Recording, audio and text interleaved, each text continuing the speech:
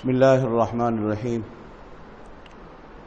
اللہم صلی وسلم وبارک علی سیدنا و مولانا محمد وعلی آلہ و اصحابہ۔ یہ ایک دو دن پہلے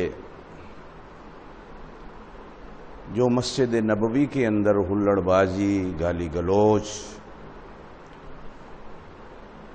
اور اپنے مخالفین کے خلاف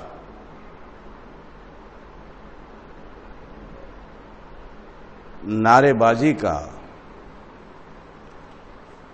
جو ایک سلسلہ شروع کیا گیا،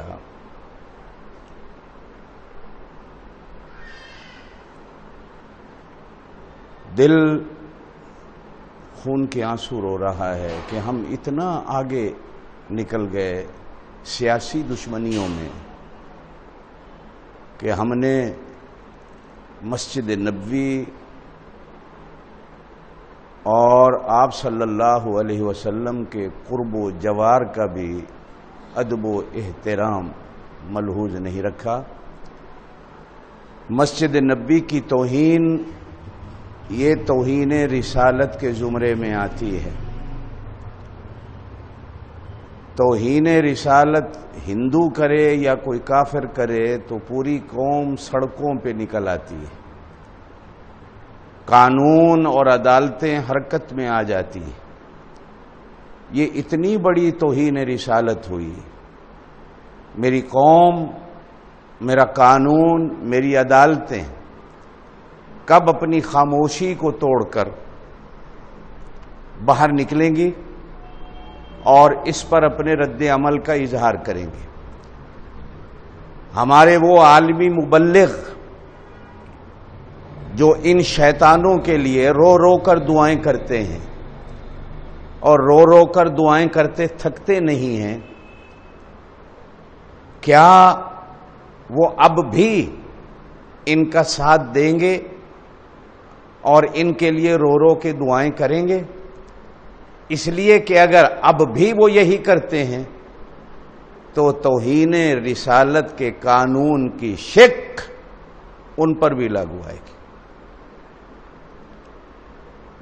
آج بھی موقع ہے، رمضان المبارک کے دنوں میں توبہ طیب ہو جاؤ۔ اور یہ توہین رسالت تو وہ چیز ہے کہ یہ توبہ سے بھی معاف ہونے والی نہیں ہے، اس کی سزا اور اس کی حد تو قتل رکھی گئی ہے۔ ابو جہل جیسا کافر بھی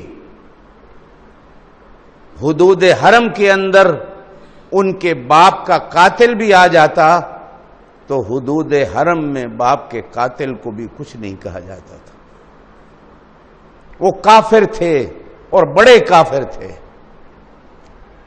حرم کا احترام اور حدود حرم کا احترام وہ بھی اپنے اوپر واجب سمجھتے تھے۔ میں سعودی حکومت سے اور پاکستان حکومت سے ہاتھ باندھ کر، ہاتھ جوڑ کر اپیل کرتا ہوں کہ ان لوگوں کو ایسی قرار واقعی سزا دی جائے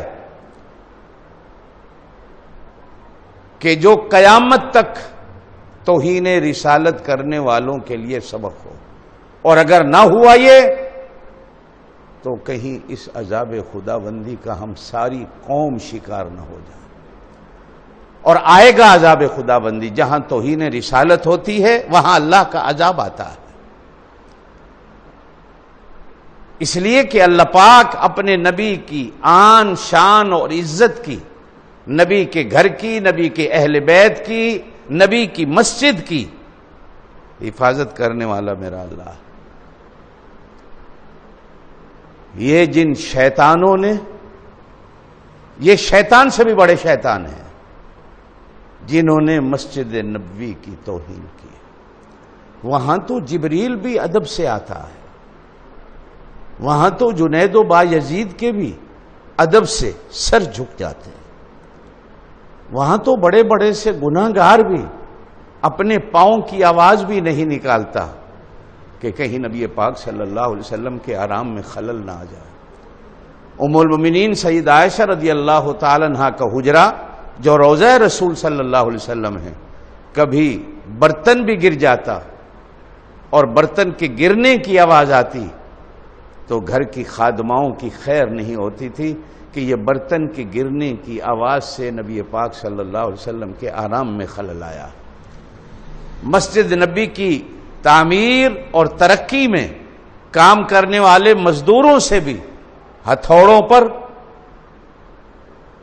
پلاسٹک اور ربڑ لگانے کا آرڈر کیا جاتا تھا کہ کہیں ہتھوڑے کی آواز نہ آئے اور نبی پاک صلی اللہ علیہ وسلم کے آرام میں خلل نہ آئے۔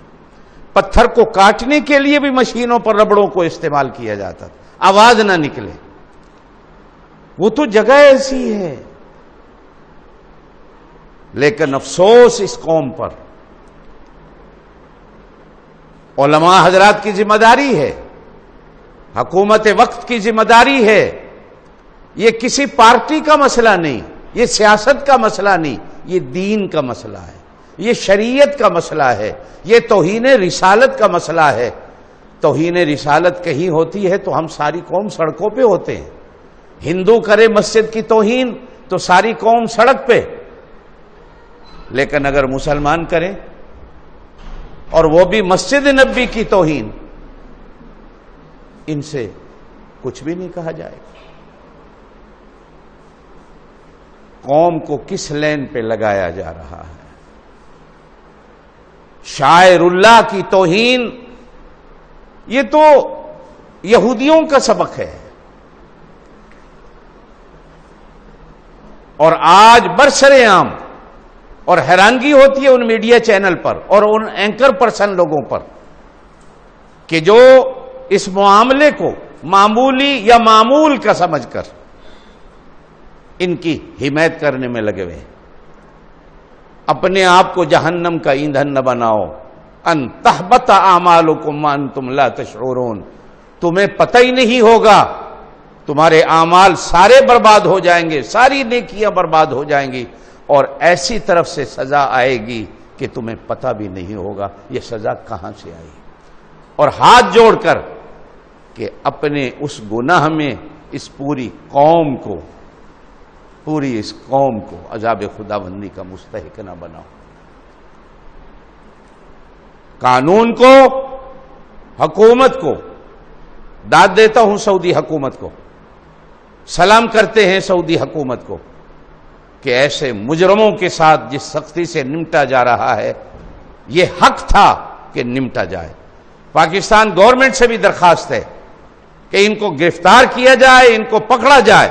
یہ منصوبہ ساز تو یہاں بیٹھے ہوئے ہیں جنہوں نے منصوبہ بنایا، کیا ابھی بھی ان کو چھوڑ دیا جائے؟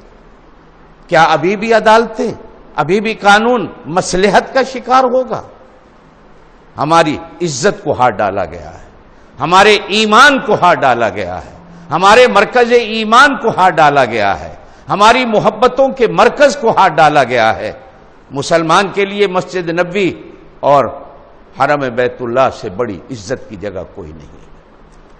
ہماری عزتوں پہ، پگڑیوں پہ ہاتھ ڈالا گیا ہے، لیکن ابھی بھی ہم اگر خاموش رہیں گے تو کہیں ایسا نہ ہو کہ ہم بھی عذاب خداوندی کے شکار ہو جائیں۔ علماء سے درخواست کروں گا اس واقعے کی مذمت کریں، اور حکومت وقت سے درخواست کروں گا کہ ایسے لوگوں کو قرار واقعی سزا دی جائے تاکہ آئندہ آنے والی نسلیں مسجد نبی کی توہین نہ کر سکیں۔